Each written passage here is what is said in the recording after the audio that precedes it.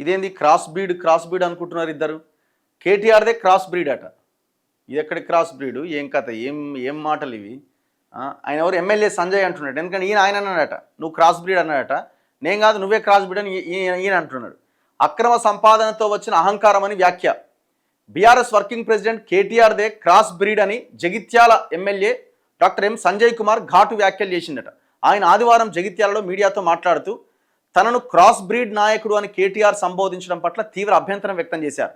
నేను రాజకీయ వ్యభిచారిని అయితే నువ్వు వ్యభిచార కొంప నడిపినవా?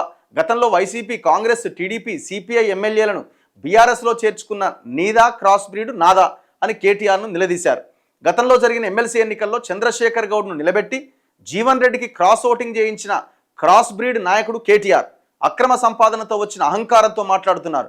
కల్వకుంట్ల కుటుంబ అహంకార పూరిత వ్యాఖ్యలతోనే రాష్ట్రంలో వెలమ జాతి గౌరవం తగ్గిపోతోందని ఆందోళన వ్యక్తం చేశారు.